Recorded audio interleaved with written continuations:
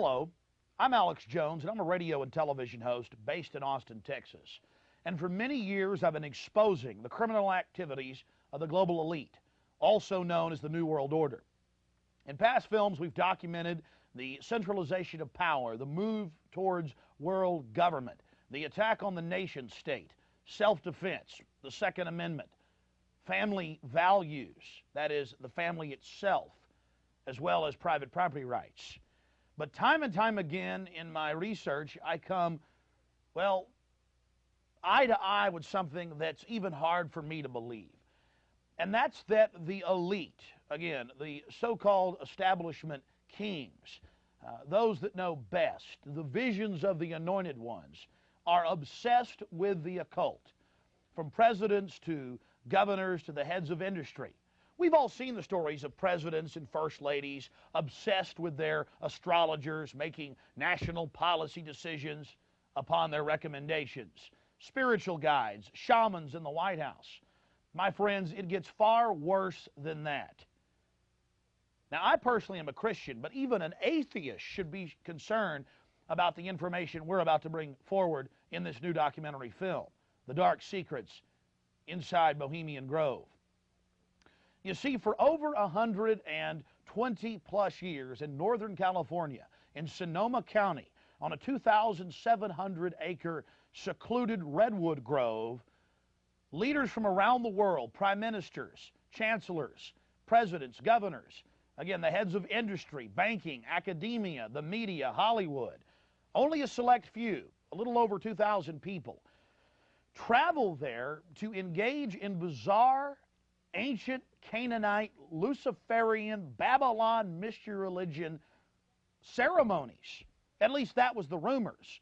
And so I went to the library and got on the internet and saw many of the mainstream news articles admitting that world leaders do indeed go there, and they fly into San Francisco and other surrounding cities and drive out into the rural hills and mountains of Northern California, and that these stories have been coming out that they worship some 45-foot stone owl god.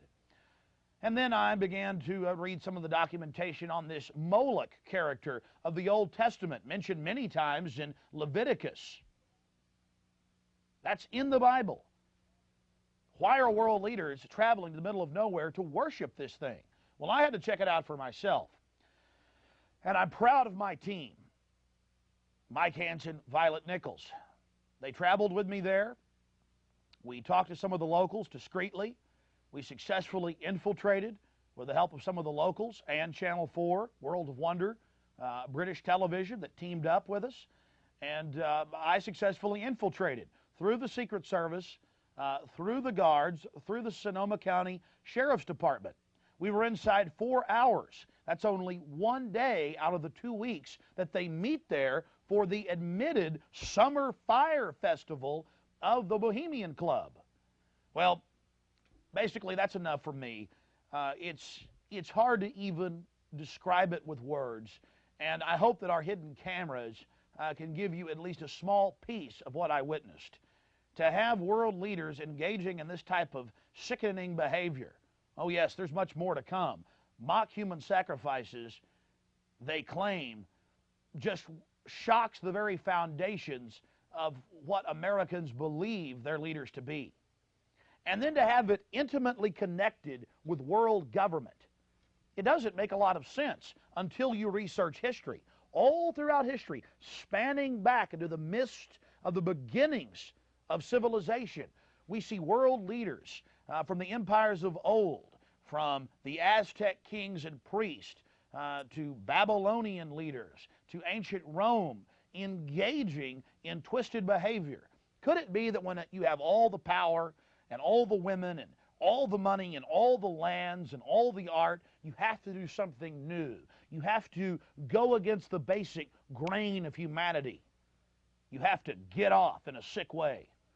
That's what we witnessed in Northern California, July 15th, 2000. Get ready to go inside the Bohemian Grove.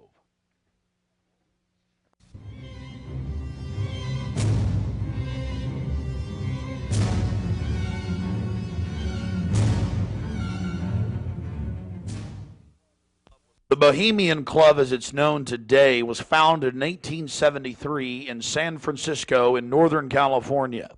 Many of the club's original annals, dating back to before the turn of the century, admit that local artists, writers, newspapermen, you name it, wanted a place away from the so-called backwardsness of the West Coast, the Judeo-Christian ethic. They found that place an hour and a half north of San Francisco, outside of the tiny town of Monterey. Their annals even admit an obsession with the occult and what they called Druid rituals. Amongst the great redwood trees, they revived ancient ceremonies that in truth had their roots not in the Druids, but in Babylon itself. As the railroads brought commerce and larger populations, the prestige of the club grew until, in the year 2000, it is a gathering place for the world establishment, the elite. We're about to show you some of the key evidence documenting this. It is absolutely central to understand that these bizarre activities have been engaged in going back to 1873 and are not some new fanciful whim of the trendies on the West Coast. By the turn of the century, there was already a 10 to 15-year waiting list. Presidents from Howard Taft to Herbert Hoover were on the membership roster. Not to mention, later, famous war general Dwight D. Eisenhower, later to become president. The roster of the Bohemian Club reads like a who's who of the elite. Look at this photo taken inside the Grove back in 1963. There you'll see Ronald Reagan, and sitting two people over from him, later to become president, Richard Milhous Nixon. Frankly, we don't know if these men actively enjoy the things that go on inside the Bohemian Club. But one thing is perfectly certain from the evidence. They are forced to go and attend and take part in these activities if they wish to be elevated to the highest levels of the geopolitical power structure. Take George Bush Sr., documented member. And then, of course, there's his son. Now, the last 4 generations of Bushes have also attended the Skull and Bones Society at Yale, well known to be steeped in the occult. Then there's Bill Clinton, a frequent attendee. Upon closer inspection, the entire federal government at the highest levels is infested with Bohemian Club members. And it doesn't stop there. America's private run-for-profit Federal Reserve Bank, from its very inception in 1913, has been run by prominent members of the Bohemian Club. Central Bank Chairman Alan Greenspan was seen leaving the Bohemian Grove only 1 month before he was appointed chairman of the Federal Reserve. He had to be a made man to be a member of the most powerful cabal on the planet. Historical records are clear from major universities. The Manhattan Project was planned and instituted and run from the Bohemian Club. All of this going on in an atmosphere of bizarre revelry. You're looking at an illustration from a November 1989 issue of Spy magazine. Spy goes undercover with Henry Kissinger, Merv Griffin, and William F. Buckley Jr. The story was clearly a shill, meant to misdirect the intensifying media coverage that the Grove was getting in the late 1980s. The writer's spin is obvious. They're just masters of the universe, big frat boys blowing off steam. We'll get back to this article later. Because you can clearly see that the mantra in the spin story has been picked up as a front by all the local media. Sure, they're elitist. Sure, they have some bizarre rituals. But what's the big deal? They're just having fun. If that was the case, why would David Gergen, presidential advisor to President Clinton, resign from the Bohemian Club and 17 other organizations when it was revealed in 1993? Organizations like the Trilateral Commission, the Council on Foreign Relations, the Bilderberg Group. But it's not just the Washington Times and the Sacramento Bee. You're looking at an illustration from the pages of Parade magazine, February 22nd, 1981. This story was the most accurate and revealing, detailing the so-called mock-human sacrifice. Former German Chancellor Helmut Schmidt wrote extensively in his memoirs, Men and Powers, a Political Retrospective, goes into great detail about the secret establishment running the world. The Trilateral Commission, the CFR, the Bilderberg Group, and of course, ladies and gentlemen, the Bohemian Grove, a place that he often talked about being a wonderful hideaway, a place to spend time with Nelson and David Rockefeller, and to talk about world government and steering societies. On page 225 of Men and Powers, he talks about it being one of the most astounding places he had ever visited in the United States, and how that feeling intensified over the years with subsequent visits. The book goes on for page after page discussing the corporate, private, governmental infrastructure of world government.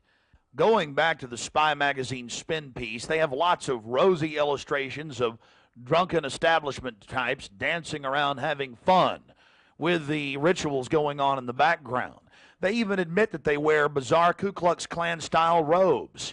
And there's even a photo released by the Grove of the ritual being engaged in. They talk about the incredible security surrounding the Grove. And they even admit that a corpse, a sacrifice, is borne across the lake. But it's all in good fun.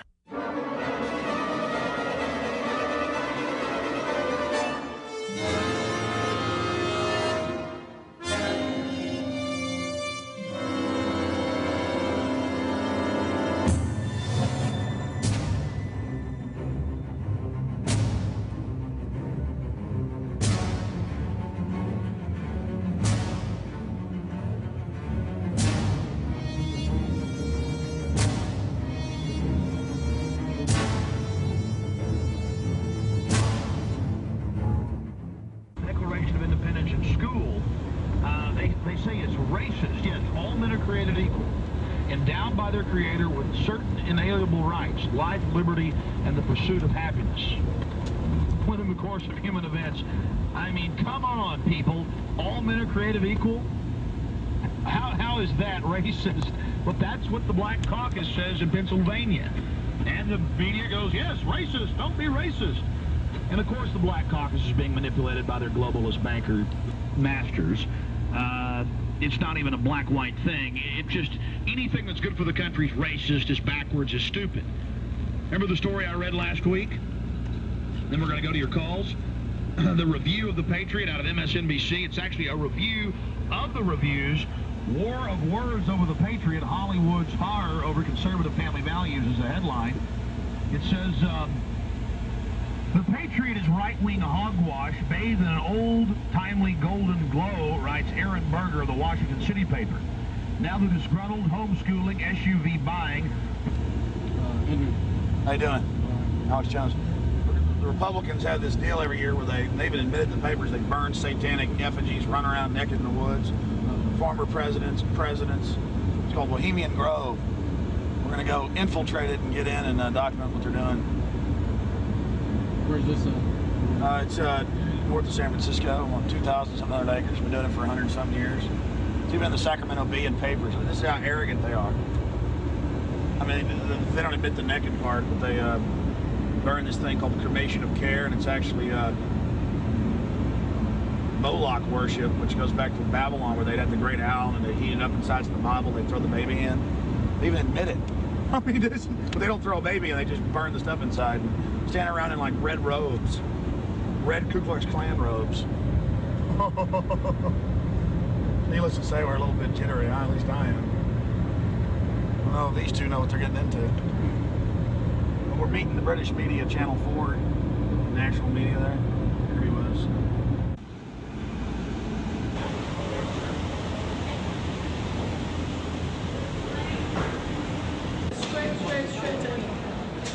All right. Do you have your photo ID, Mike? International ID card, Hanson. Chuck Crosby. Chuck, good to meet you. I almost crushed my hand. Yeah, I saw you on the program the other day and everything sure was good. And so forth, and I think more of us started getting involved. Well, folks are starting to wake up. That's what it's all about. I hear you talking. Yeah. I remember you saying the other day you were going to San Francisco.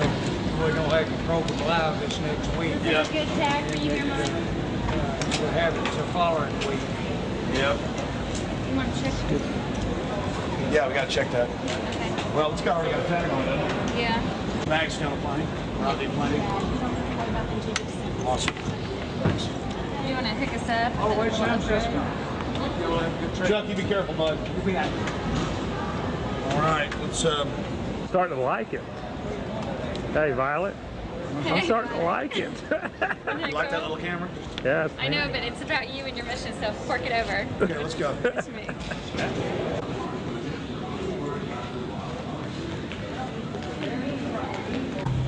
We slide the metal end into the buckle and adjust by pulling on the loose end of the strap.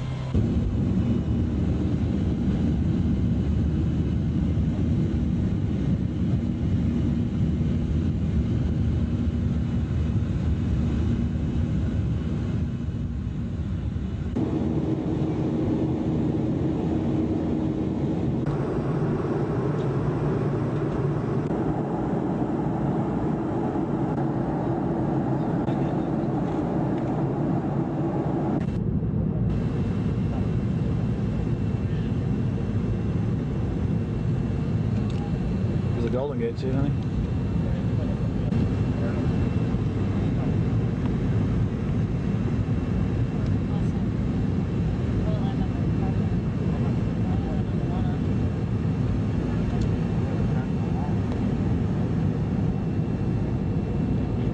Actually, it's worse to crash in water, contrary to Hollywood.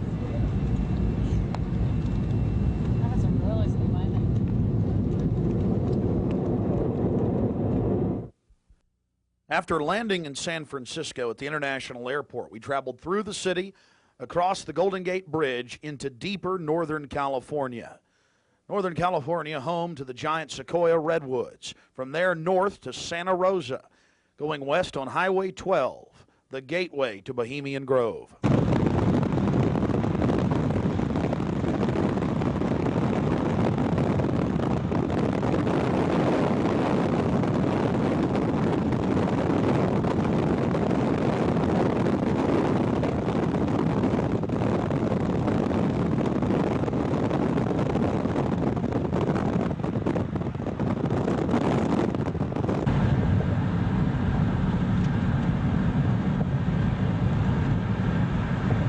We spent the first night in Santa Rosa before getting up early in the morning and traveling into the town of Occidental, where we were going to meet the British media and start our investigation.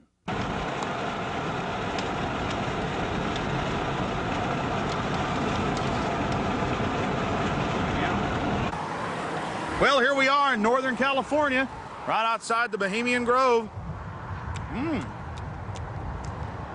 The fruits of nature. But I'll tell you this, I don't worship it and sacrifice things to it. Let's go find out what's going on. Yeah. All right. Well, here we are, folks. Turning on to the Bohemian Highway and Bohemian Grove. We're going to find out what in the New World Order is going on here.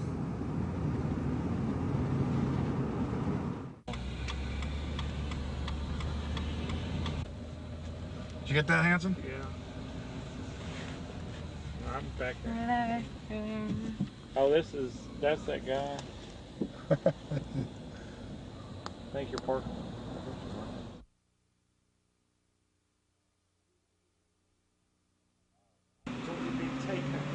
No, I tell you, it's beautiful out here during the day, but it is spooky at night. I don't know if you guys got some footage of it, but all the fog and the rest of it. So are you excited? Oh yeah, I really want to check into some maps and things, and I'm willing. I mean, hiking into 2,700 acres is not too hard. We need to get into the woods. We need to assert ourselves. We need to catch these people at their business. The old cremation of care. Their little Moloch or Maloch or Maloch's worship. I'm joking. That's a. Oh, they're spies, aren't they? Oh, you guys just got here too?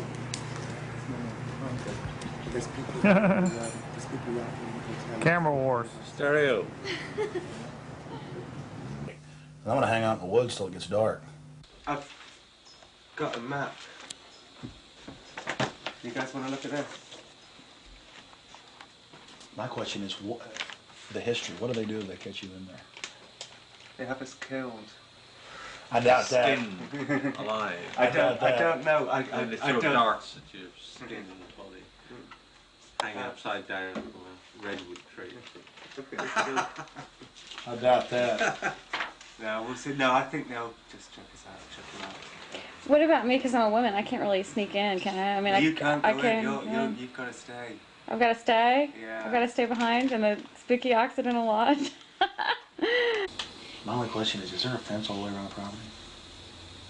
No, just trees. Okay, here's the big question. What farmers or ranchers living here are going to blow my ass off if they see me sneaking across? Because I have no problem. If there's a road, if I can be shown a way to insert myself into this with Hanson. But then I need to know where the cremation of care, what day they're supposed to do it, where this pond is. Tomorrow night at dusk. Okay, that would mean that from the area, and this will actually take some real planning because I didn't have these maps like you guys do. I'm gonna need to know where I'm supposed to get in here at. Where there's a road, where... Well, this guy tonight will give you a really good briefing. Yeah, Like, this guy that's it. tonight knows everything. You think you can trust him? Mm-hmm. Well, mm-hmm. Yeah. We'll be the judge of that. I'm not gonna end up tied down on a pentagram with Henry Kissinger's fat belly hanging over while he's naked with a big dagger, am I? I just want to make sure that's a joke. Just the thought is very... Oh, like Governor Bush running around in a pink tutu, foaming at the mouth with a purple wig on, am I? No.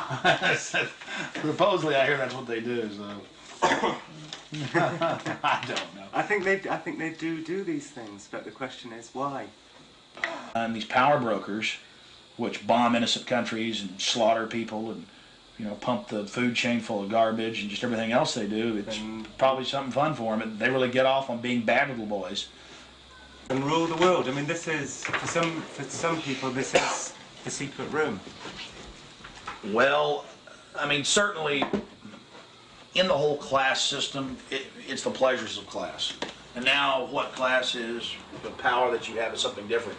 And to me, I mean, from my research of Bohemian Grove, and you guys have obviously done more, I've read a lot of mainstream articles, alternative, talked to people, talked to some guests. It's really where people go in there to do whatever they want to do. So there are probably people sitting around fishing and probably people sitting around doing something completely different. Yeah, that looks like it could be a fun.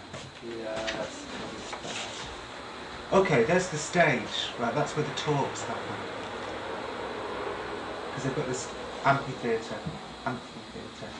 and they have these kind of talks, and this is where George Bush gives talks and people like that on this stage. Oh look, there's the lake. There you go. Lakeside talks. There's the lake. There's the shrine. See? Right there. That's where. Honey, come get a shot of this. Now, where's this river? This is near the Russian River. Can you see it? Now, see, here's the shrine of their devil owl, which they even admit has its roots in like Babylon, and the Druids had them and everything else. So all over the world, this weird owl shows up. Some cultures, they've thrown children inside the bowels of this burning owl. That's historical. We've all read in the Bible about throwing your children to idols inside their, you know. So it's weird behavior, definitely, so it needs to be investigated. And plus, it gets the adrenaline out. Thrill seekers have to have more. But here you go, honey. Right here, the shrine. You can zoom in on that, Mike. I'm saying honey to my girlfriend, Violet, not Mike here. We're getting real bohemian now, aren't we? This is... Honey, we can get a close shot right here. But it did sound like that she's definitely leftward leaning. Then we get into the whole semantical debate about is there a left and a right, and to me there really isn't. There's the command and control on one end and the anarchy on the other, and I want to be on the middle of the real spectrum. Certainly got to have some control in a complex society and civilization. But all the developments I see are pretty bad towards dehumanization. And now you got the UN demanding everybody sign on to this International Criminal Court. And they're telling the U.S. if we don't sign on, it won't matter. If 60 countries ratify, we'll be under its control. I mean, we're here. We're at global government now. When they're saying they're going to have some world court in the Netherlands that they'll take anybody they want to. These are In fact, I was reading some of the talks that they've given and they've released that the Bohemian Grove has discussed, and it's all population control, world courts. You're talking 20 years ago. So definitely some stuff's going on here that's pretty important. But is it the ultimate elitist retreat? I would imagine those we don't even know the names of. This is probably just one more steering committee where they bring in a lot of underlings and high-level corporate chieftains that really aren't the upper top echelon, make them feel important, and then implement some type of strategy. From the stories I've read and things that happen, I mean, it is pretty well documented that people run around naked. They have orgies. They go into town and have orgies, and these are world leaders. We got a serious problem with that. Just by the very nature of how this, to me, Bohemian Grove is probably a way to compromise people. You want to be in the New World Order Club. It's like a big kid fraternity. And just like in fraternities, you have to do weird things. Here, you probably do weird things. But I got a problem with governors and presidents and prime ministers and corporate chieftains running around and doing this when they have so much power over what happens in the public domain. They have a responsibility to disclose what they're doing. So I think it is important, like you were saying, to somehow try to maintain some security and not be way out in the open because they'll call in a bunch of security. And the Bush might be here this year. The Bush is George W. I hear, like he often is. I hear he really enjoys himself here. I think Henry Kissinger will be here. Yeah. Well, if I got a stink detector, we'll be able to find out where he's at. Oh, it's like everything evil you can imagine, Kissinger's always involved in it. Isn't he a Republican, though? I'm not a Republican. That's the point I keep making. This whole Democrat-Republican deal is a complete... People always go back to that, though. Probably like in your country, you've got Labor and you've got the Tories over there, and it's all the same people behind closed doors. It's just a big joke. And your leadership, our leadership, it's all the same people. I mean, you do see a fight going on, but it's two different management teams of the same system, bidding for control. What I call them the CEO jobs of Slavery Incorporated.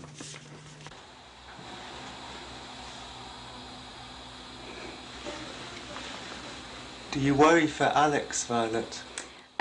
I do. I just, because Alex gets so impassioned by what he's doing that sometimes I'm afraid that he might be a little bit, reckless or maybe a little bit too fearless. I worry about Alex when he drives down the street to come home. Especially I used to worry about him when he had come home every night from the same, radio studio at the same time in the same car.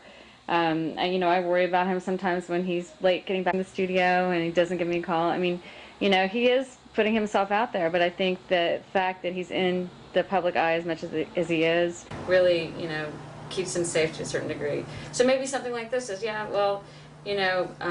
people might not necessarily know where he is right now, people that listen to the radio or whatever. So it's maybe a little bit more risky, and it's a little creepy at night up here in the woods, And you're definitely not dangerous. You're not going to do anything stupid this weekend. Well, I mean, dangerous to what? Dangerous to myself? Are these people dangerous? They certainly may be, but I'm completely nonviolent when it comes to just going out there and trying to get the information. That's what I'm trying to do. I mean, I'm an activist first and foremost, but also a journalist in that I'll make some jokes and speculate occasionally because I'm a radio talk show host. But when I say something that I believe, I have to be on target about it. But dangerous? I'm definitely dangerous to corrupt bureaucrats and their financial bosses that would like to control the American people on the planet. But not in a violent way. Not in a violent way. And for anybody that doubts we're in global government now or entering it, you've now got this UN criminal court. They're saying if 60 countries ratify it, then it doesn't matter if America doesn't sign on. Kofi Annan claims he has power to enter any country anytime he wishes. We've all read that, and seen it on television. So I'm fighting this global government. And long before global government came out in the open, in the last 4 or 5 years, they were conditioning the public that anyone that talks about global government is a kook, a weirdo, a terrorist, a racist. And now they're out on the nightly news saying global government's here, you better accept it, we're getting rid of juries all across the planet. The IMF, the World Bank, basically runs things now. The WTO decides what you can buy and sell and trade on the international market. But see, they've preconditioned us that it doesn't exist. They've preconditioned us that anybody that talks about this stuff and who is against it is a kook or a racist. because it doesn't exist. And then everybody's decided, well, I'm going to be culturally cool. I want to be in style. I want to be accepted. So even when they're hearing the news admit it and tell us how great it is, they've already pre-positioned it psychologically that it's not acceptable, it's not kosher to discuss it. Do you see the tactic they're using there? Mm-hmm. 5 years ago, I would laugh when I heard about black helicopters. I would say, I'm about taxes, I'm about corruption, I'm about getting local control back, I'm about states' rights, everything's coming under federal control. I was pretty mainstream, what you'd call so-called conservative. Then I saw the light when black helicopters started going into North Carolina. I started going into Florida. They fired into an all-night restaurant in Miami, just training, firing bullets into a place where people were eating. They started burning buildings. Police chiefs started throwing them out of their towns, San Antonio. All this started happening, and I said, whoa, this is real. And then I realized that I was preconditioned, even as a so-called conservative person who understood that the media lied. I didn't realize how thick the propaganda was, that they precondition us before they release something on us, that it, number one, doesn't exist in our minds with classic doublethink, but then it can re-exist at the same time if they say it does and it's good. So it's literally George Orwell's doublethink, and one has to have it to stay sane in this world. Well, I refuse to be a part of it. I mean, the news every day, black helicopters are a joke, they're stupid, the culture, commercials, movies. At the same time, almost every month in this country, they're attacking and terrorizing some town with burning buildings and terror. And I don't want to be part of their sick control freak system. I don't like these degenerate, inbred, New World Order crowd people. They're not going to run my life. They're not going to control me. And I'm going to try to expose them. And I think we've had some success doing that.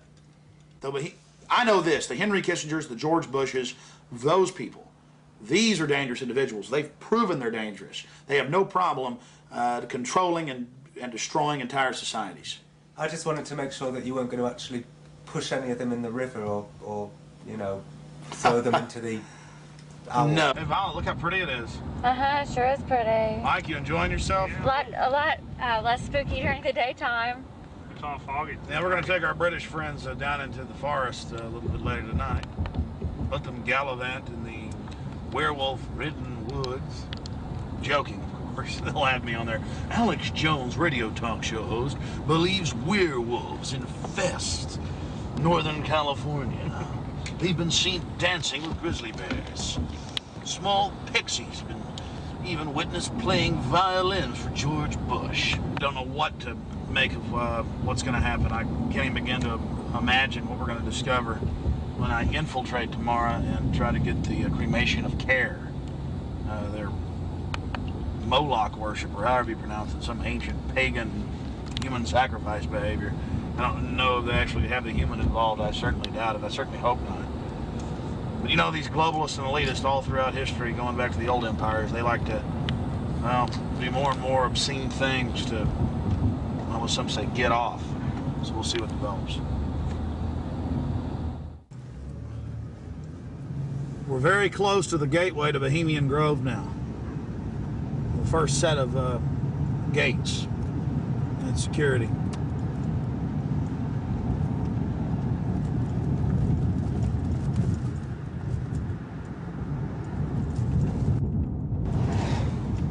They have a small guard check at the front, and then they have a larger second one. Not a through road. Get a shot of that.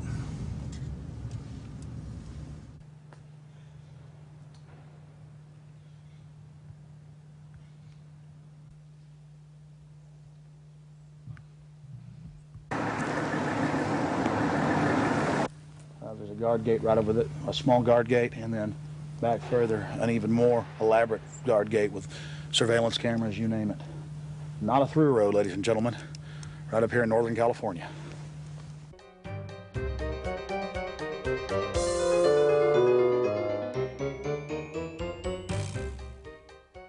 How you doing, sir? Okay. Camp Meeker? Yeah. Oh. I'm Alex Jones. I make documentaries.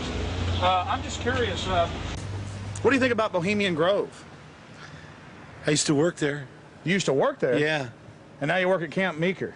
No, I don't work. Yeah, I live in Camp Meeker. Oh, you live there? Yeah. Well, that's great. Did you ever watch the cremation of care? No. No.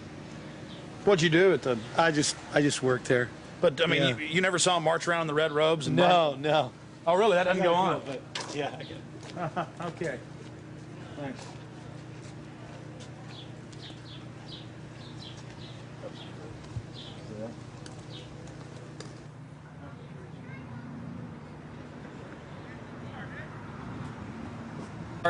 What have you guys heard about Bohemian Grove? Oh, I don't know. A bunch of rich people, right? Have you ever heard about the 40-foot stone owl and the mock human sacrifice? I heard about it a little bit, yeah. Roll that window down. We're going to talk to you. Hold on. We'll go around here. I don't know. Oh, yeah? So what have you heard about the... Oh, I just read stuff about it in the paper. I don't know. Some people don't like it. They protested or something weird. But what about the 40-foot stone owl and the mock human sacrifice? You say you heard something about that? Well, just what I read about in the paper. Oh, the paper admitted that? Well, no, I don't know if they admitted it. They just said people go protest it. It supposedly happens. Sounds kind of weird. Does sound weird to me. Yeah. Why you guys? What are you guys doing? This TV show or something? We're just having fun. Oh yeah. This town isn't like Children of the Corn or anything, is it? Oh no, nothing like that. I'm sure. I don't know though. Supposedly lots of people go there. Some kind of weird event. I don't know. You guys know anything about it? You don't know. What would you say if we told you that they sacrificed a human in effigy in mock to a 40-foot stone owl in black and red and silver cloaks? Sounds kind of different. Do you think it's good to have... talks down. Do you think it's good to have so-called world leaders secretly engaging in pagan activities? I can't say it's that great, no. Why would you have a problem with that? Well, I don't know. It could be all right. Depends how you look at it. Kind of relativist worldview, huh? Yeah. Got to sacrifice care to the winds, huh? I don't know. Could just be for fun, or they could really be weird. They run around naked. Run around naked and freak out. There you go. Have you heard that? Yeah, absolutely. Actually, to tell you the truth, here's a funny story. What have you heard? Okay, go ahead. No, this is the truth. A couple years ago, I was down the road, just down Yar, past Camp Meeker, and I was stopped with a friend of mine. Now, Camp Meeker's right outside Bohemian Grove. That's an affirmative. Yes. And we were down the road, and we were stopped there because we were just having a cigarette, hanging out, taking a break, and some Secret Service men actually pulled up behind us and asked us what we were doing and why we were there. This is true. They were like, "What are you guys doing? Where are you at? Why are you parked here? What's going on?" And asked us a whole bunch of questions. What our names were, who we were affiliated with, where we lived, all kinds of stuff. Sort of interrogated us. Did you answer their questions? Totally.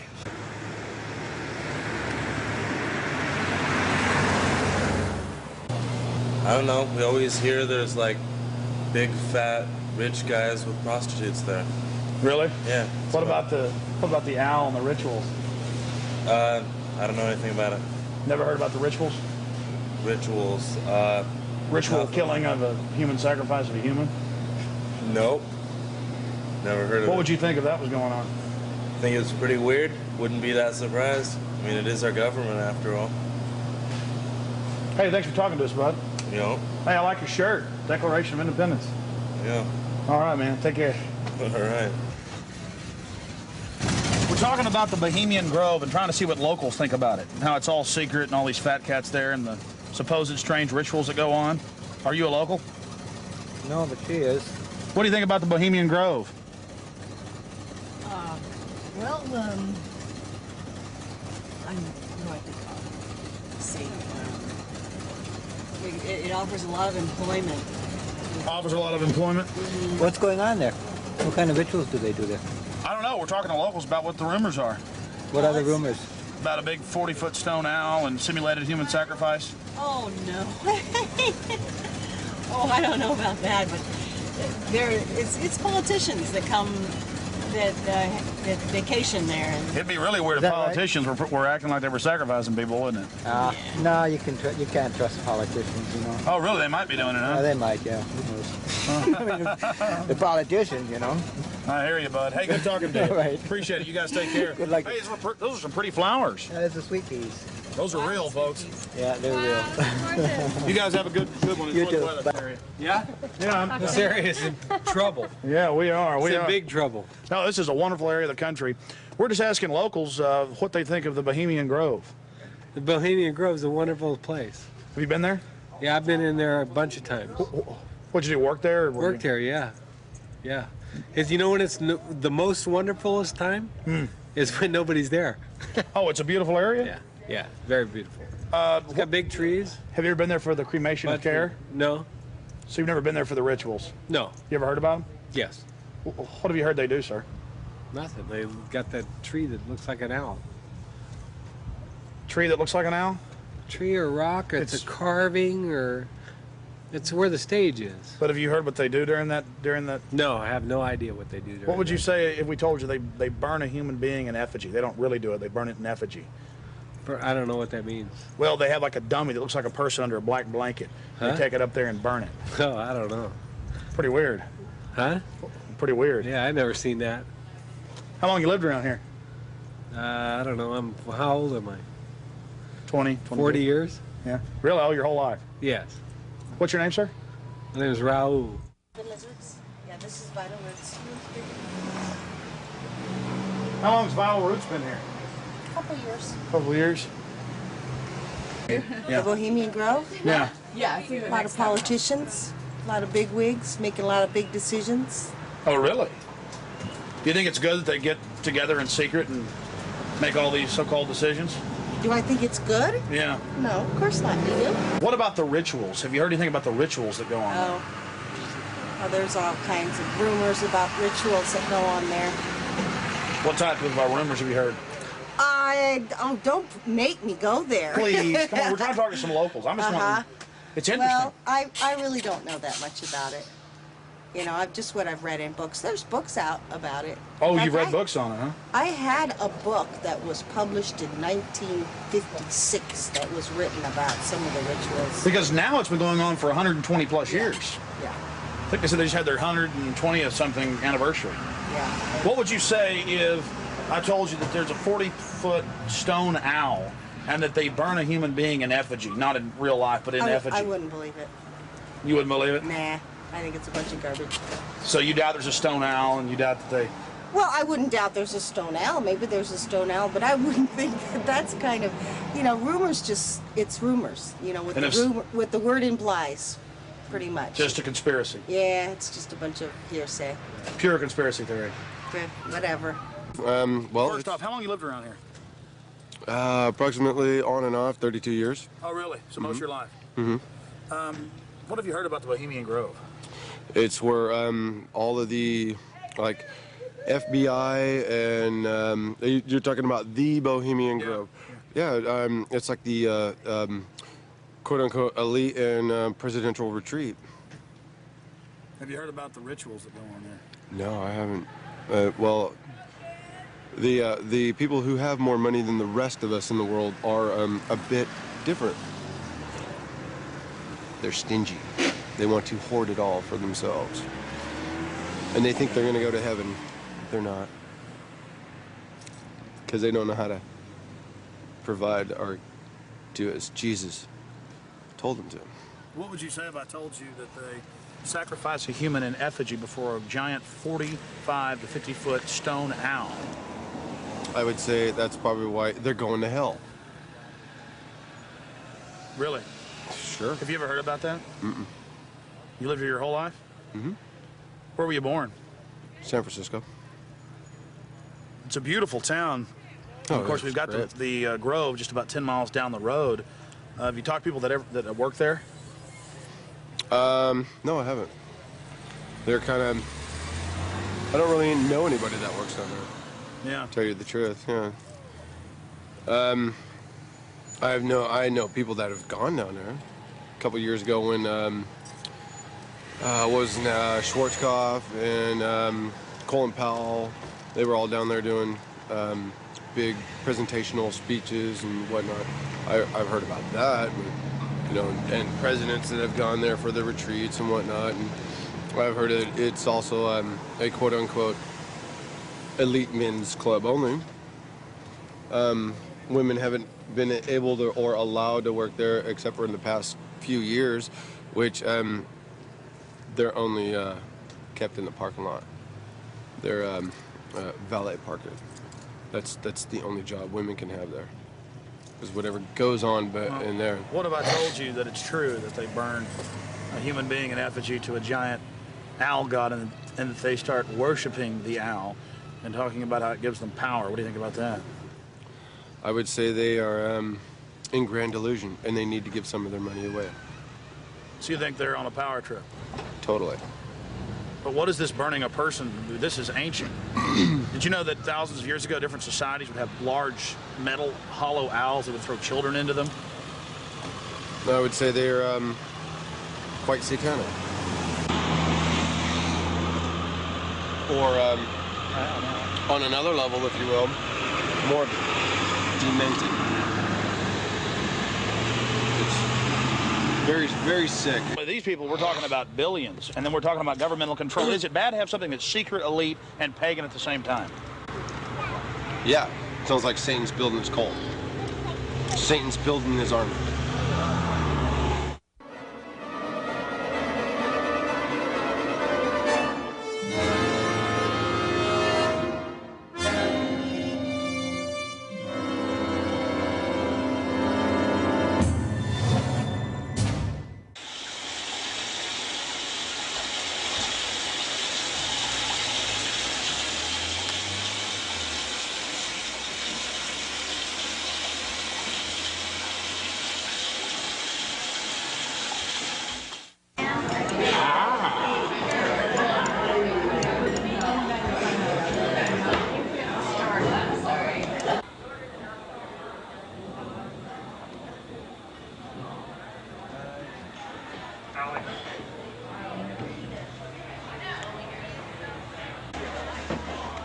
Do you want to meet our pet snail here, Alex?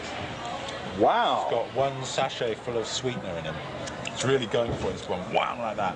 Oh, you've been feeding him sweetener? No, he fed himself. So he came up on here. We started there, eating the sweetener. In fact, there's the evidence. So he's been in there. God, he has to. And then he went down. Oh, then he went over here. And then he went down there. Now he's a bit lost. No, thank you. Pretty snail. I think it's probably bugged, actually. That's a federal agent right there. Hey, you know, a guy came up to us just now. This is one of the new breed of high-tech federal agents. All this is in there is just tech. This guy came up to us just now, Alex. Nanotechnology micro beast. I'm sorry, what were you saying? He came up and he said, "You work in the Grove?" First question.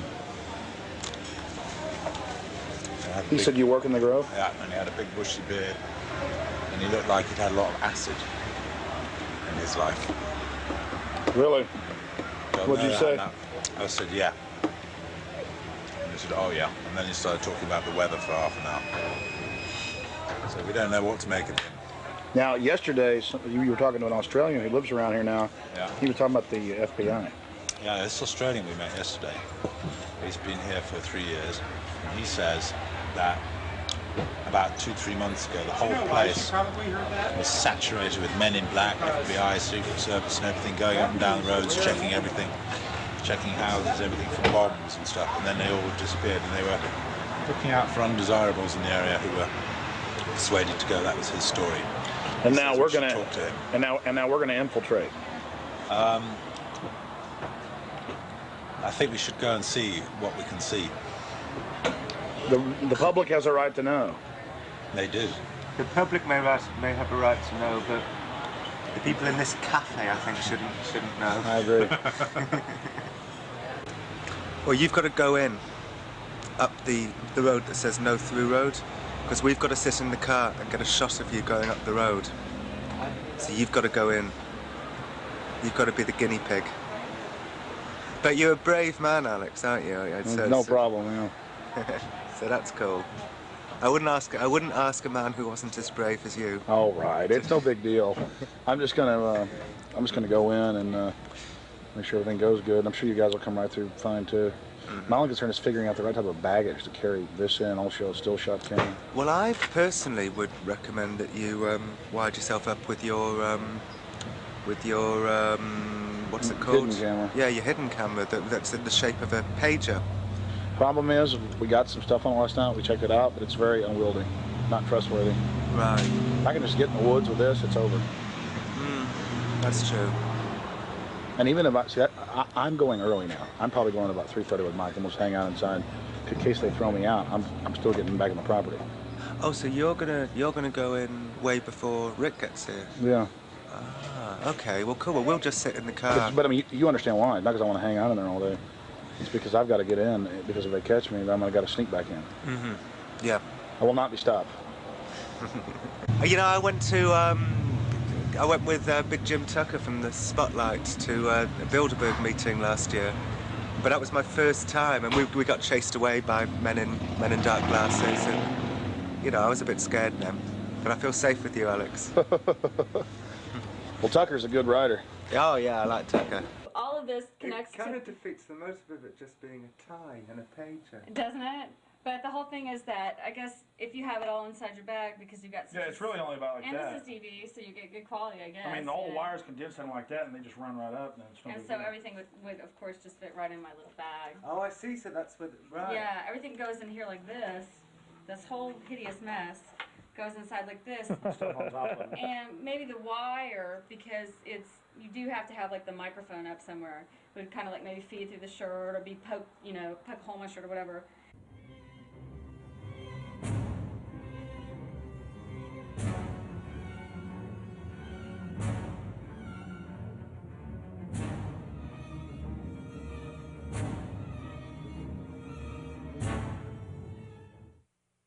It was the night of July 15th, 2000.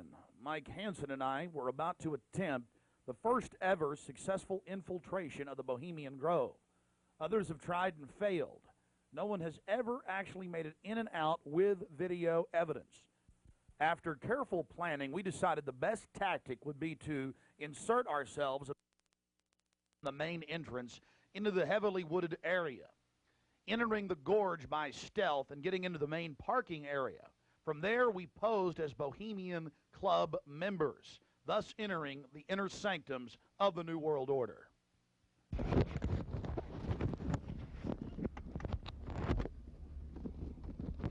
That's perfect. Just like that. No, I got it, honey. Here's the adrenaline. Okay, here we go. Oh, that's good. Yeah, that's good, Alex. You be careful, baby.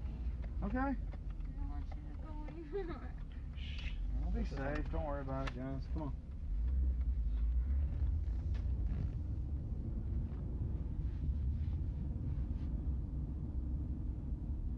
O'clock, 11:30, 12. Yep. And then 6. Should I wear my sunglasses? Whatever you want. You'll lose It's not that bright. And we go left.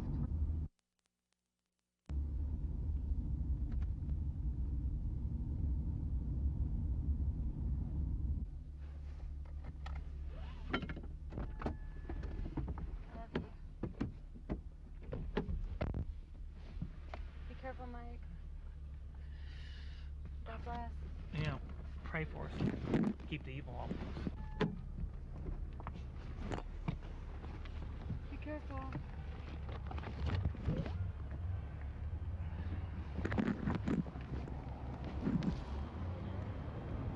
Yeah, let go.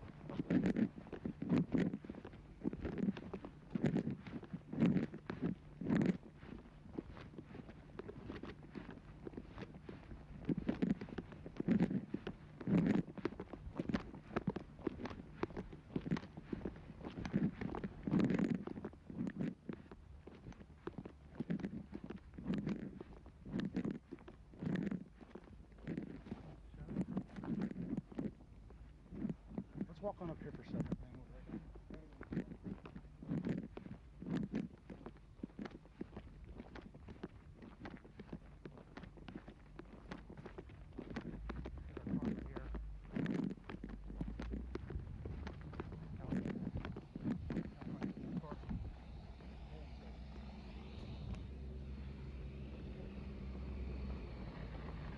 When's the next shuttle coming?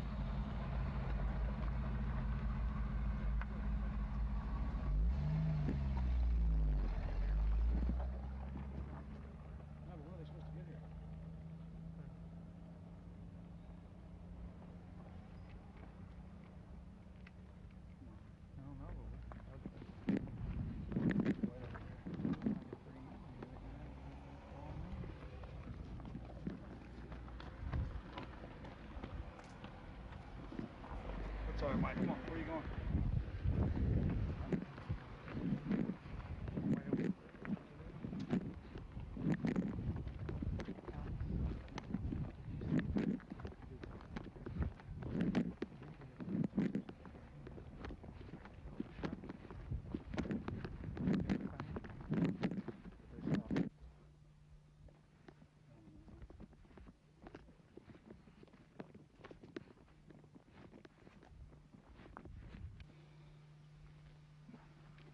We're in. Can you talk? Well, we're inside the Bohemian Grove. We're actually not inside yet, Mike. Well, we're in the parking lot. That's pretty. Yeah.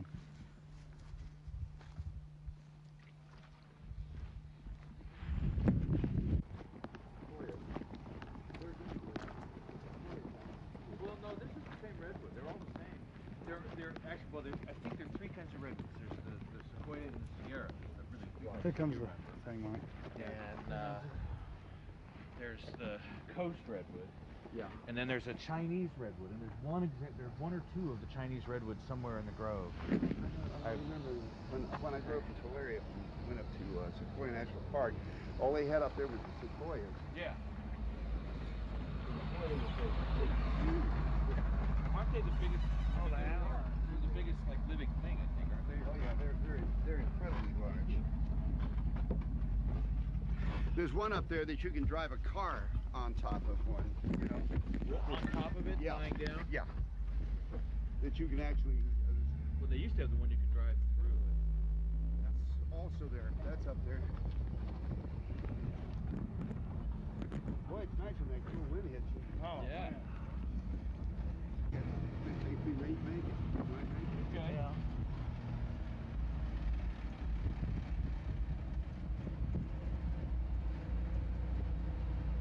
How much did the road cost? This thing? No, the road. The rope? The road. The rope. Oh, that. Oh, rope. Oh, rope. It was 88.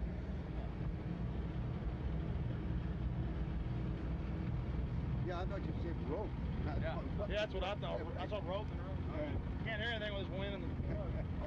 Look, this thing's seen some years. Pretty nice, actually. Yeah. This is the oldest one, isn't it? Yeah. Other than maybe that little red one. Yeah. Bye-bye. I think when you go to heaven, they have buses like this. Thank you. Thank you. Go ahead. Oh, no, go ahead. Let's see, we got one out here.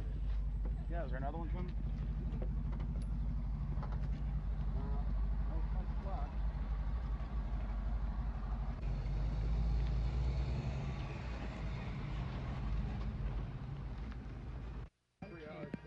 Yeah. It's like, you need water.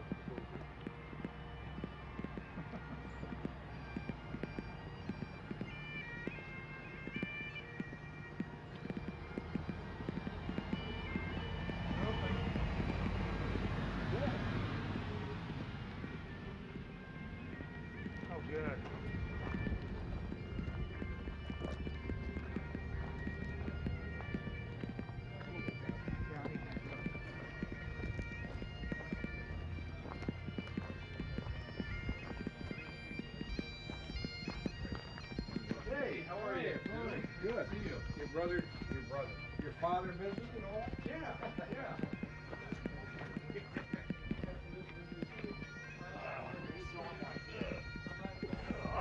So that Marty thing was like.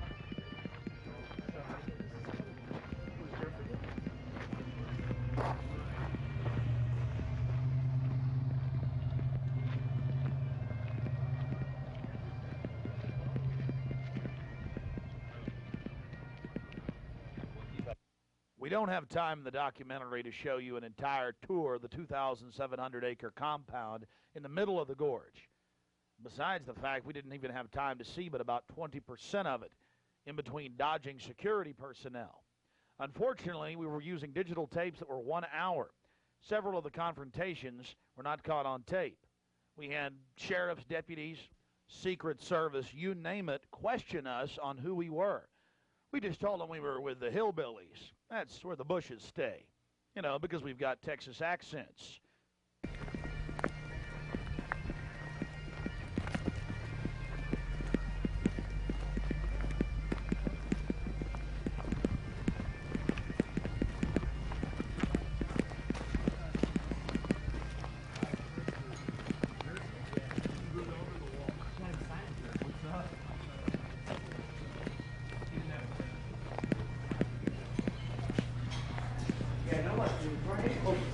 Closest back is the corner right over there.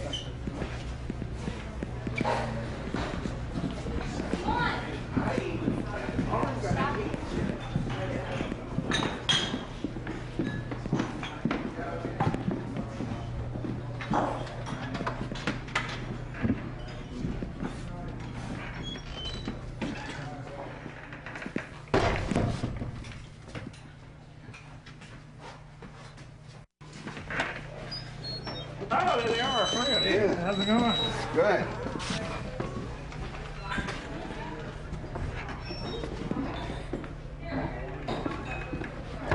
Oh, that feels good. Oh.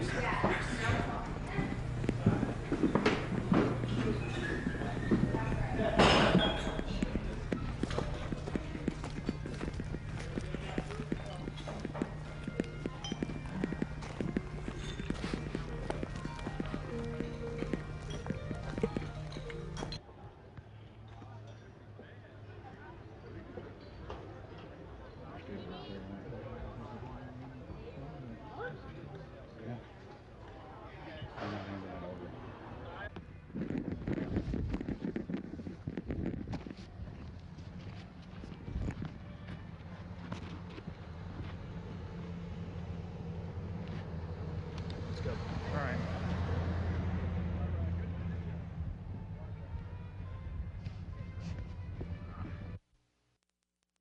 Just one of many signs sporting French with skulls adorned with other trappings of death. We also saw signage with Latin and other ancient languages.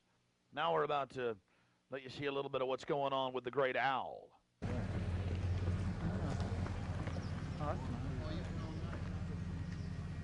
That's the owl.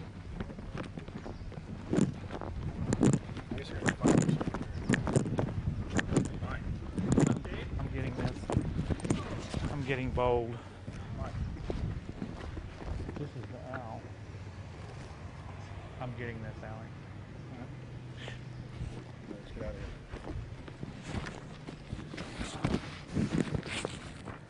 I like that.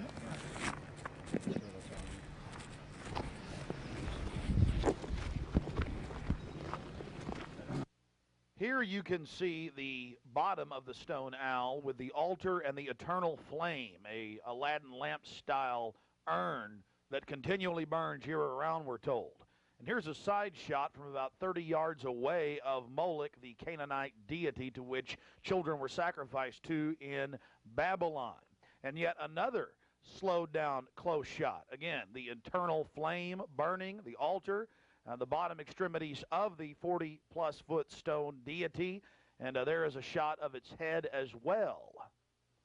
Again, we've slowed down this video because we only actually had about 5 seconds of it on our hidden cameras, so you can have a chance to get a closer look at it.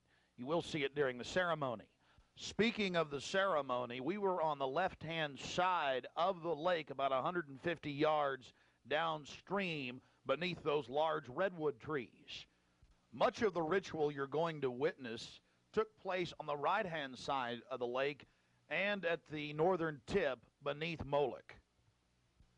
Keep in mind the scale of the idol compared to those giant redwood trees. It's at least 45 feet tall. Now, the daytime vantage you're witnessing is basically the vantage that we shot the ceremony from at night. This is America, and it's been going on for 120-plus years in Northern California. This is not some new fad. We're talking about something deadly serious with its roots in ancient history.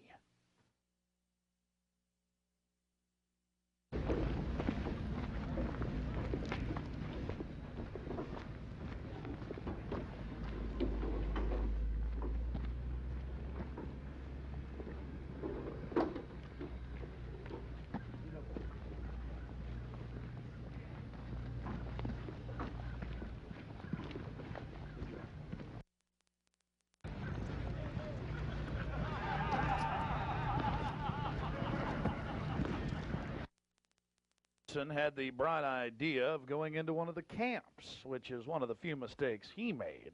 Not that we both didn't make a few. Oh, and my mistake? I just forgot my fake name. Y'all recognize it as part of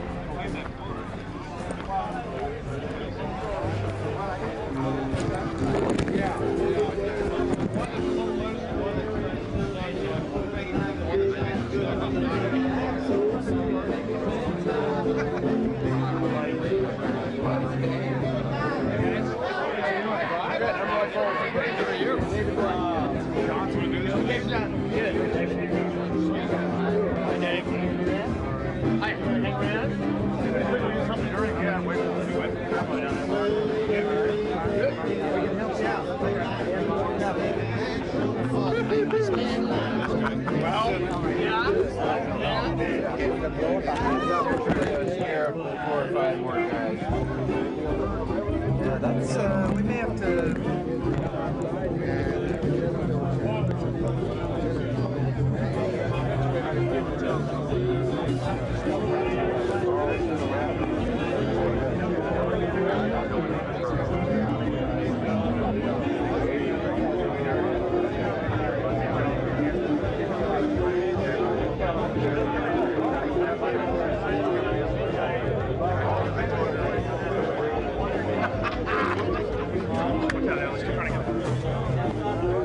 A thirsty man. Look out.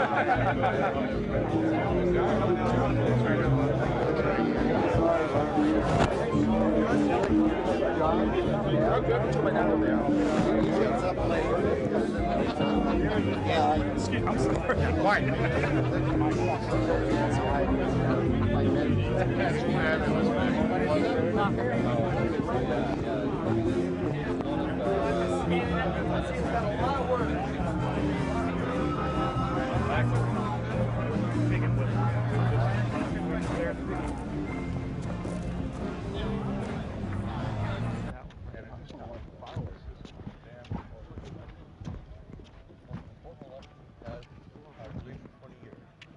Reagan was a turning point for us. Didn't realize at the time it was. And anytime it's a turning point for us. Oh, really? So many liberal Democrats in their time to change things around. It was all live? Was that right? No, No. It's probably as accurate as we know. Yeah.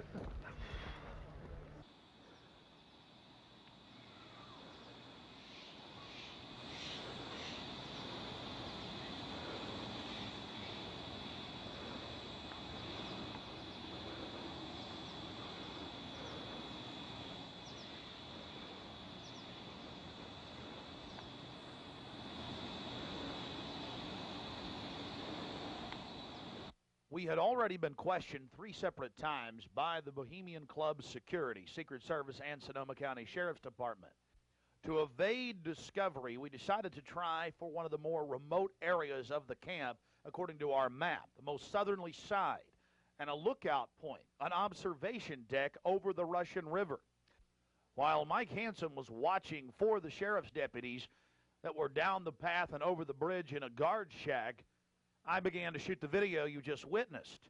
After we turned the camera off, one of the Sonoma County Sheriff's deputies showed up and began asking us why we were filming. We calmly told him we were just sightseeing as members of the Bohemian Club.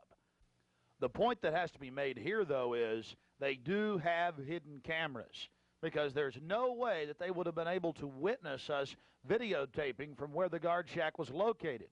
And then upon walking back by the guard shack, we actually witnessed banks of television screens and wires leading up into the redwoods and disappearing. Also visible from the observation deck is the famous sunning area for the establishment lackeys and their pomps. Here you can see some of the fine carpeting out on the floaty. The long history of men enjoying themselves has even been written about in the gossip column of the San Francisco Chronicle, writing that a man on his own often gets invited back to the camp by gay bohemians. Even 100-year-old annals have admitted the homosexual activities. After escaping the sheriff's department, Mike and I traveled high into the hills to wait until dark and the beginning of the cremation of care ceremony.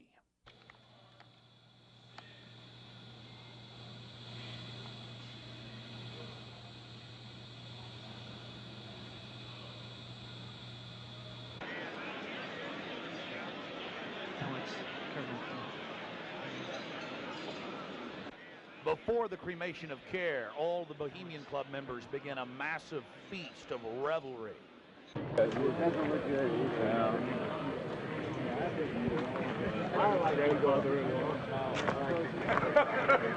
so pissed off at me.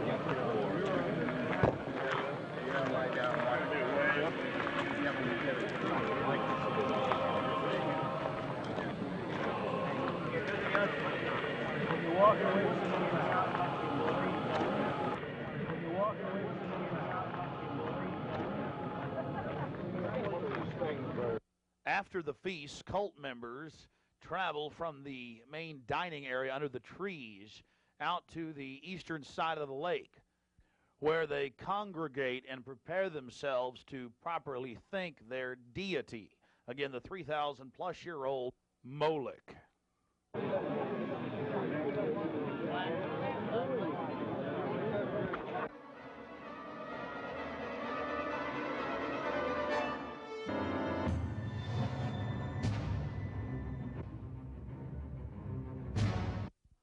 The occult activities are coming up.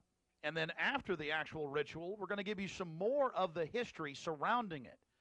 But first off, I wanted to draw your attention to the program that was given out to the spectators or the viewers. I guess an occultist would call them novices, who actually watched as the priest and their supporters engaged in this ancient rite. Now, you're looking at a little demon called PJ that was on the front of the actual program. It's kind of an Hieronymus Bosch style. He's got a little broom and a dustpan, and he's sweeping something up. Now, even more shocking is the figure of a human body burning in the flames. In fact, I've shown it to people that are experts in anatomy, to actual doctors, and they say that the anatomical size is that of a baby or small child. Notice how large the cranium is in comparison to the torso, that is the ribs. Understand, ladies and gentlemen, this is from the program itself given out to the establishment lackeys witnessing these sinister activities. Remember, in Babylon and Tyre, they would throw their children into fiery pits. Look at the size of the hands compared to the rest of the body. Only children show these anatomical details. Now, of course, it's been airbrushed in, but it shows the psychology of those conducting these criminal activities. Now, this is the only skull we actually caught on tape. We've blown it up for you over one of the major meeting houses. Of course, it's not a real skull. It was extremely oversized up on the signage. The point we're trying to make here is the entire compound was literally infested with symbols of death, skulls, owls, you name it. At long last, here it is, the cremation of care unveiled.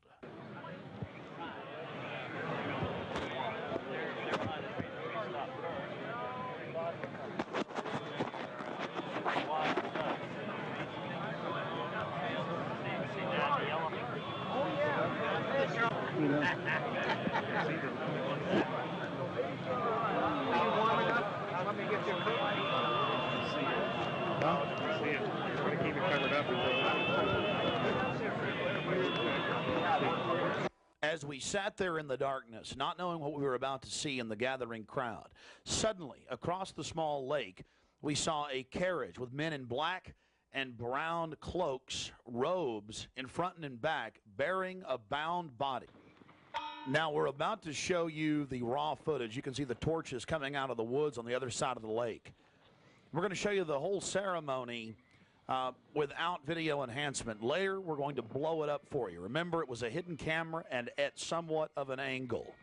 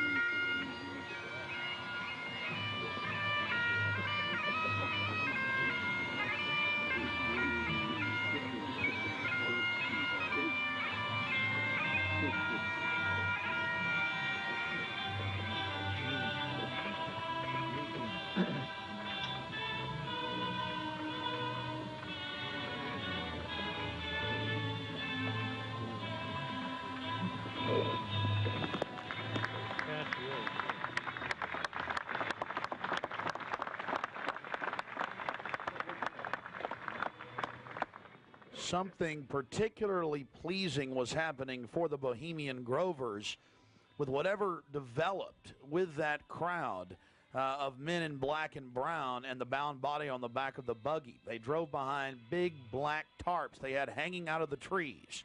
There was lots of smacking on lips of in bizarre enjoyment by the crowd. We still haven't made out exactly what was going on, but that a real sacrifice may have actually been developing according to some occult experts.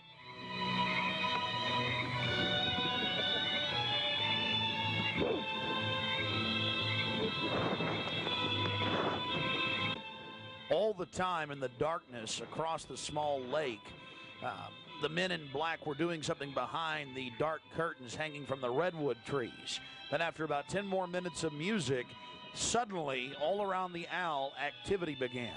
Here is the main central part of the ritual. The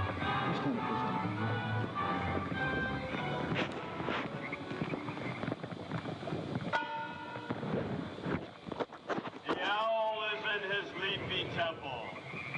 Let all within the grove be reverent before him. Lift up your heads, O ye trees, and be ye lifted up, ye everlasting spires. For behold, here is Bohemian shrine, and holy are the pillars of this house.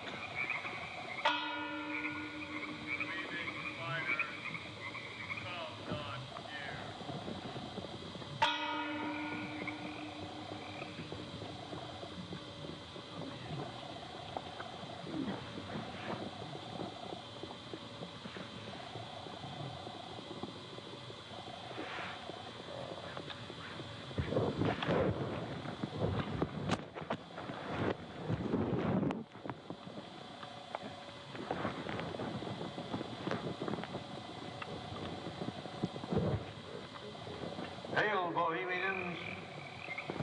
With the ripple of waters, song of birds, such music as inspires the sinking soul, do we invite you into midsummer's joy.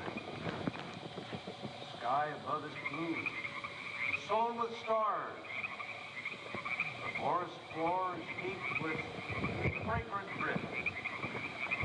Evening's cool kiss is yours. The campfires glow. The birth of rosy fingered dawn. Shake off your sorrows with the city's dust and cast to the winds the cares of life. Let memory bring back the well-loved names of gallant friends who knew and loved this grove.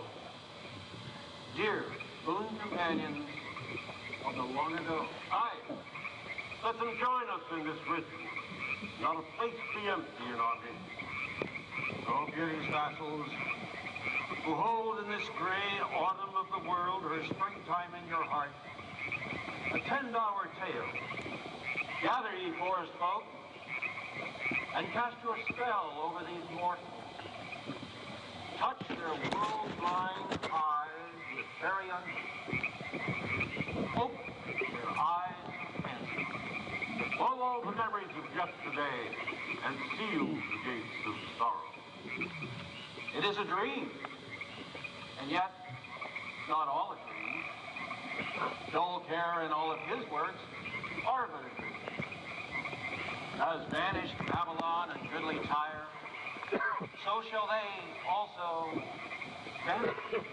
But the wilding rose blows on the broken battlements of Tyre, and walk rend the stones of Babylon. For beauty is eternal, and we bow to beauty everlasting. For lasting happiness, return to one alone, and she surrounds you now. Great nature, refuge of the weary heart, and only balm for breasts that have been bruised. Ye have cool hands for every favored brow, and gentlest silence for the troubled soul. The counsels are most wise. She healeth well, having such ministries as calm and sleep. She is ever faithful. Other friends may fail, but seek ye her in any quiet place. Smiling, she will rise and give to you her kiss. So must ye come as children. Little children that believe nor ever doubt her beauty and her faith, nor deem her tenderness can change or guide.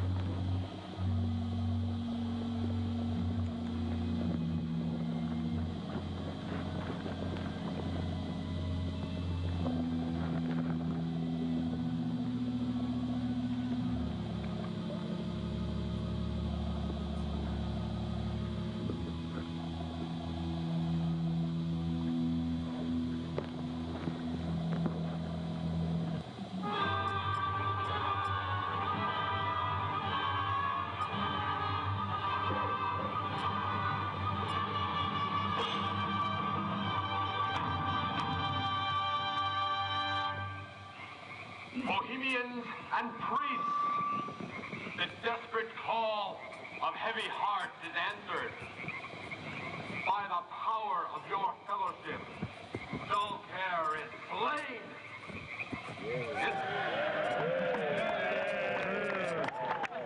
His body has been brought yonder from the funeral pyre to the joyous pipings of a funeral march. Our funeral pyre awaits the corpse of care. There we go.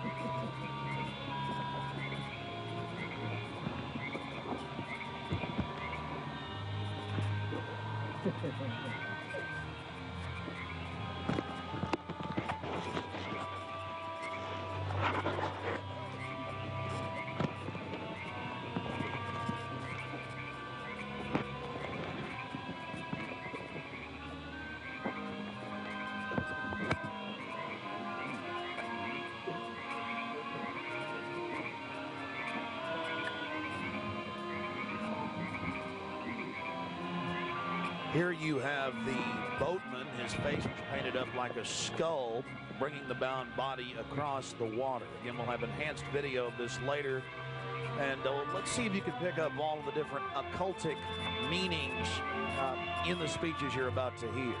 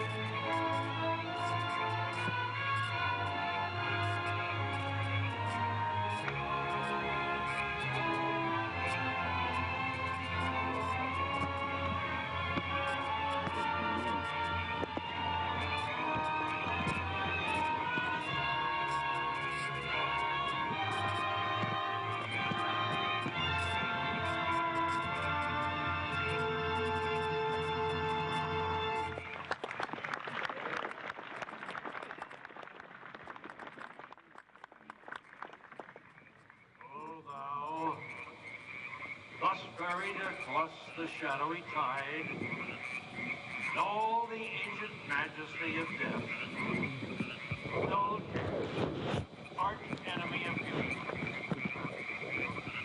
Not for thee the tender tribute or the restful train. Fire shall have its will of thee, and all the winds make merry with thy dust. Bring fire!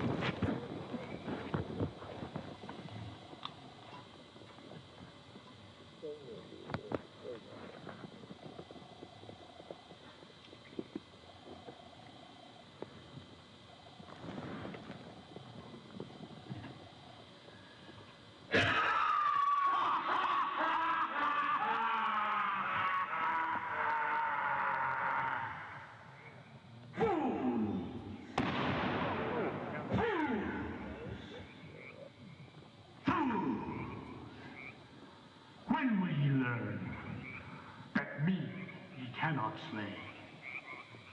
Year after year ye burn me in this grove, lifting your puny shouts of triumph to the stars. But when again ye turn your faces to the marketplace, do ye not find me waiting as of old? Fools! Fools! Fools to dream ye conquer care! Nay, thou mocking spirit, it is not all a dream. We know thou waitest for us, when this our sylvan holiday has ended.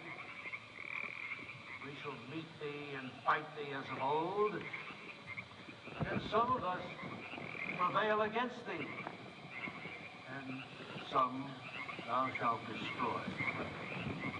But this too we know, year after year within this happy grove, our fellowship bends thee for a space.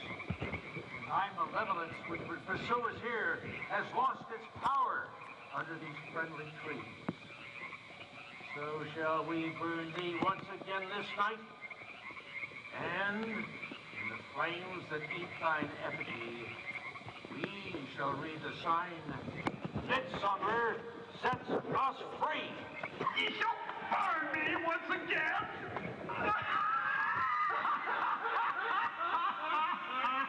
Not with these flames, which hither ye have brought from regions where I reign. Ye fools and priests, I spit upon your fire.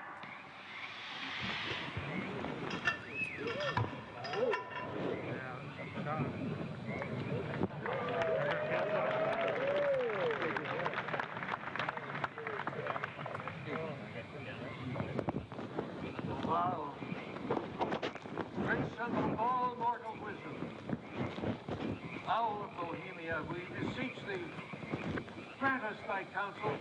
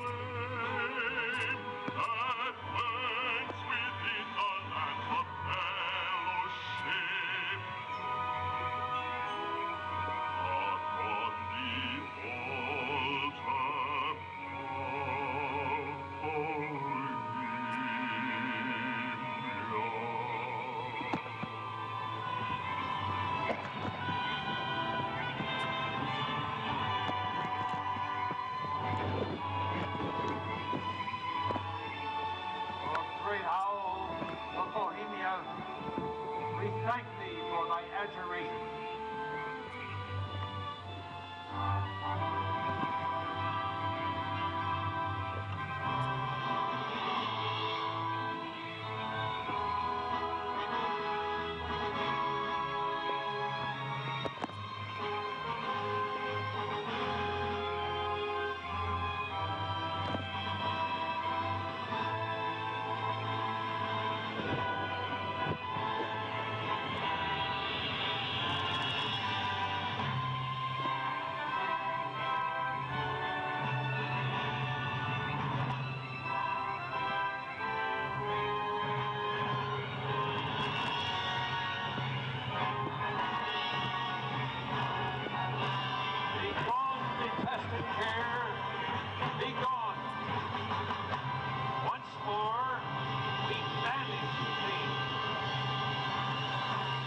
Begone, dull care. Fire shall have its will of thee. Begone, dull care. And all the winds make merry with thy doubts. Hail, fellowship's eternal flame. Once again, midsummer sets us free.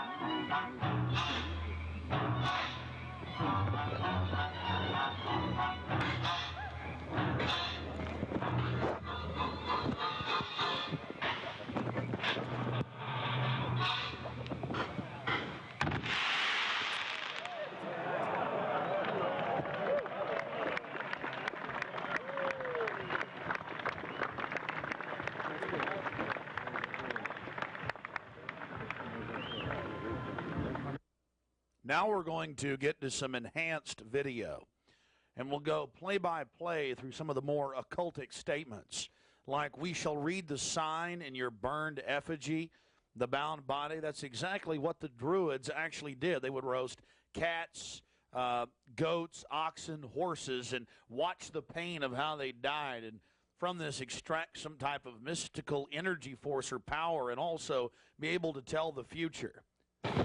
Owl of Bohemia, we beseech thee, grant us thy counsel. Upon further research of the ritual you just witnessed, it becomes clear. It is a mixture of the Babylonian Canaanite cult of Moloch fused with ancient Druidic rites, where you have the female side of Satan, which they first call out to in the she, and then towards the horn god with the he, mixed with Masonic rites from Scotland.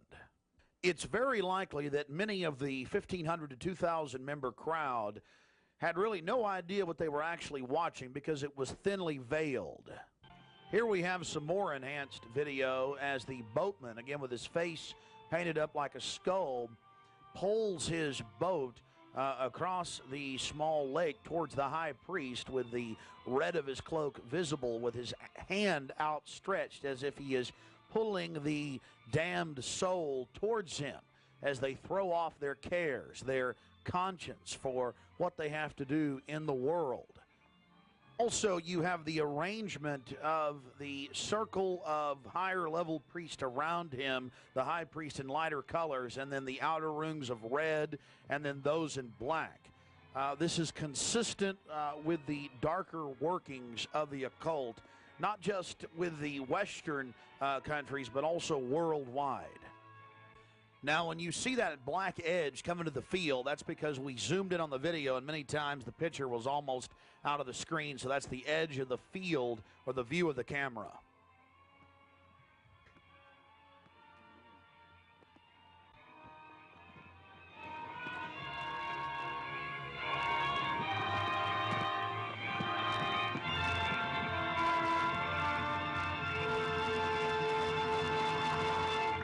We'll get back to more enhanced video of the ritual here in just a minute. But remember PJ, the little demon down in the corner, the left-hand corner of the program, sweeping up the ashes with little horns? And how can you forget this? The image of a human body burning on the altar. Again, this is what they were handing out to those that were witnessing these macabre activities. But again, from Babylon on into ancient England, the word bonfire, meaning human sacrifices being thrown into fiery pits, turned into today's bonfire. After the sacrifice, members of the cult would sweep up the ashes of the victim and use them in future rituals. One of the things that is extremely obvious by looking at the program handed out to Bohemian Club members is the person creating the program had a deep understanding of the occult. Here again, you have a little demon, PJ.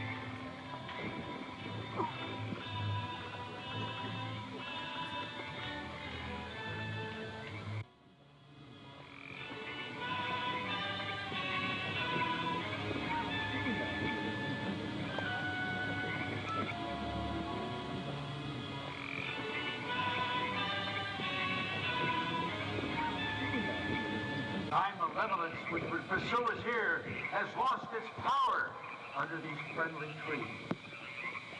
So shall we burn thee once again this night, and in the flames that eat thine effigy, we shall read the sign, Midsummer sets us free. You shall burn me once again!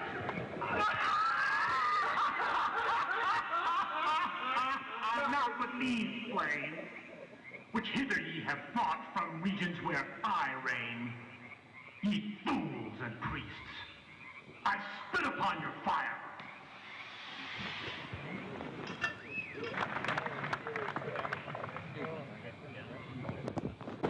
Thou, prince of all mortal wisdom, thou of Bohemia, we beseech thee, grant us thy counsel.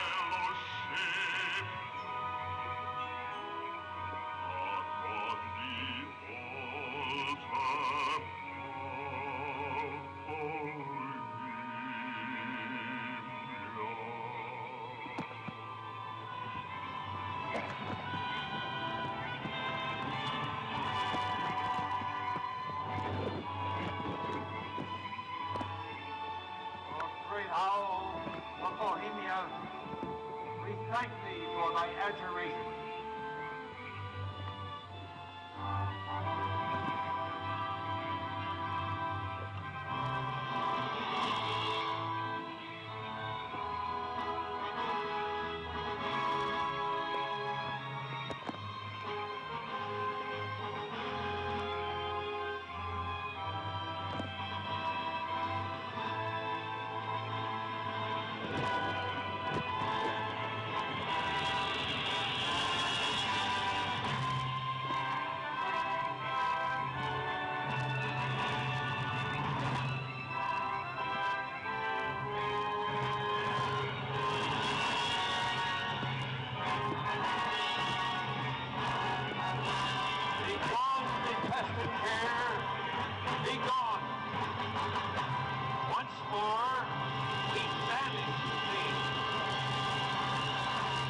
Begone, dull care.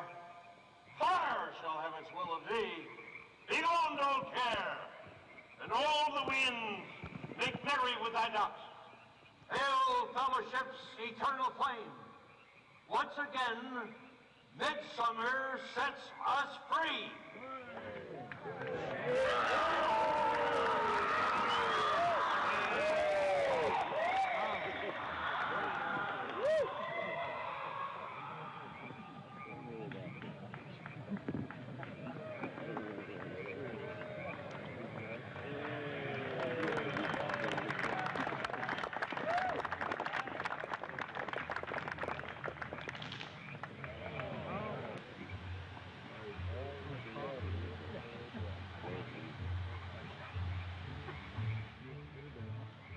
Again, ladies and gentlemen, when you see that black edge coming in, that was the field from the camera.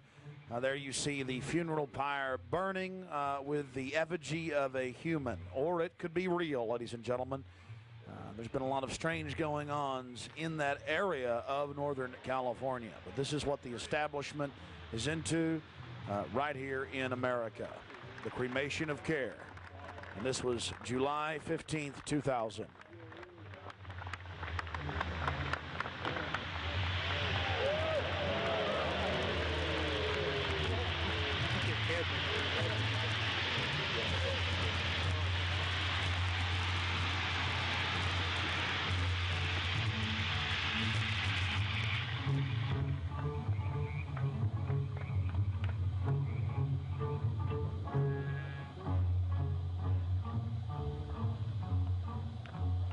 These people are deadly serious, those taking part in the ceremony.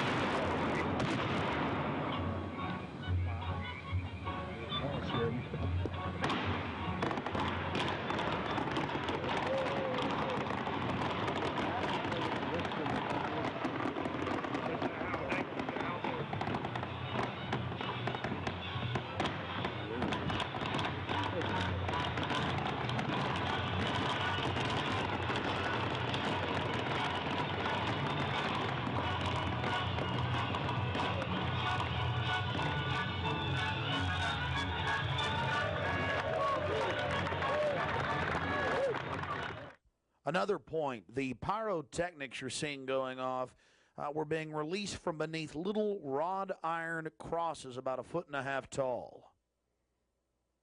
Also, notice the screams of pain coming from the sacrifice.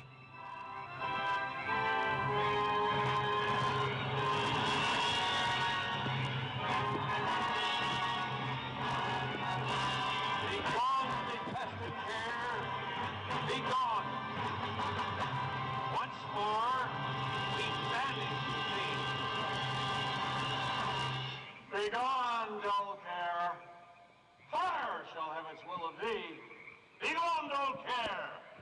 And all the winds make merry with thy ducks. Hail, fellowship's eternal flame. Once again, midsummer sets us free.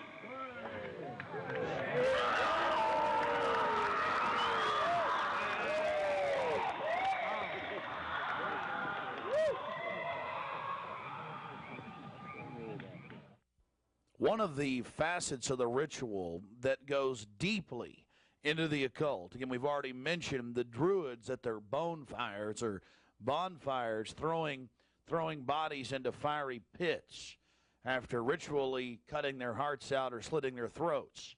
They talk about reading the sign in the burning effigy, reading the sign. Again, research your history books on the occult, even the Encyclopedia Britannica on what the Druids would engage in.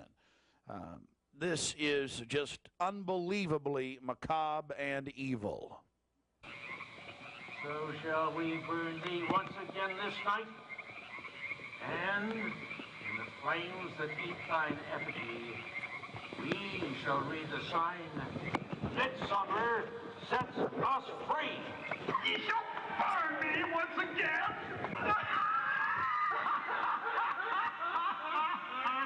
Not with these flames.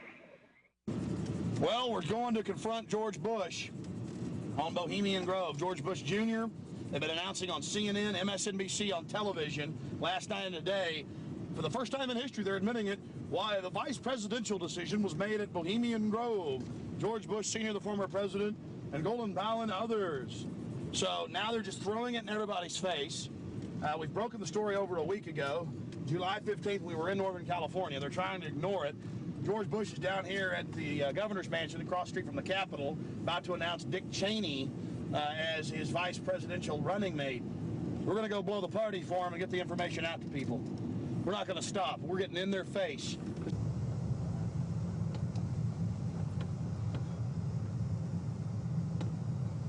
I want to make it clear that I'm neither Republican nor Democrat. But the facts speak for itself. George Bush Sr., Jr., even their grandfather Prescott Bush were all members of the Bohemian Club. So we dropped by to, well, let them know that we're fully aware of their activities. This is massive. This is how George Bush dresses up. Right here. We got them on tape. This is how they dress up. Right here. In red and black robes. A little more pointy, though, like the Klan. We've got them on tape. This is how George Bush dresses. Right here when he's in the Bohemian Grove. This is how he dresses. We've already put it on television. Absolutely disgusting. George Bush isn't a conservative. He's not for family values. He is nothing but a Luciferian twit. A Luciferian twit, Bush. You may think you can feed on the human population. We say no to you. We're on the march. The empire's on the run. Long live the Constitution and death to the New World Order. We stand firm. We stand strong for America against your evil, Bush. And we're going to get this story out, and we're going to continue to push it because the truth will not be hidden. That you are part of a 3,000-plus-year-old devil cult for the owl mowing from Babylon as well as Tyre. We have the high priest admitting all this. We have it on videotape. It is documented. It is documented. A Luciferian devil worshiper. Already people all over Austin are talking about it. We're not afraid of you. We're not afraid of your minions. In fact, we're waking your minions up every day with the hardcore evidence. We know your father met 11 times with Bill Clinton in 91. The whole thing was stage managed. We understand you've been helping to sell this country out, Bush. And we're going to expose you and your Luciferian rights. We're going to expose your criminal activity at the Bohemian Grove. We have the videotape. This is a massive story. One of the stories of the century. One of the stories of the century. How you had the Luciferian cult for 121 years in Northern California. I went inside for the cremation of care. I witnessed the entire debacle. Many of these Secret Service agents have been in. No doubt. Protecting these people inside of this system. As we near the end of this film, it's important to understand that we did massive research on the occult. And one of the libraries we visited was that of Professor Tex Mars of Aeronautics. He also has written literally dozens of books on the occult. His library was very revealing about the obsession of elitists throughout history with the occult. Front group after front group to conceal and really subvert. But behind all of these groups, there is a small cadre or elite, a core.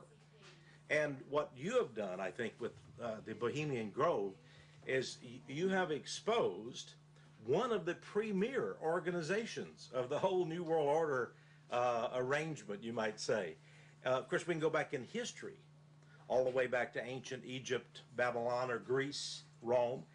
And I think you're going to see sort of the roots of the Bohemian Grove, but particularly in the Illuminati era, originating during the French Revolutionary days. You know, there we had the actual order of the Illuminati, with Adam Weishaupt and all of his evil philosophers, let's just call them, Voltaire and the others. And that has come up all the way to today. Hitler, of course, was a Bohemian. I think it's more Babylon mystery religion. All of the elements are there.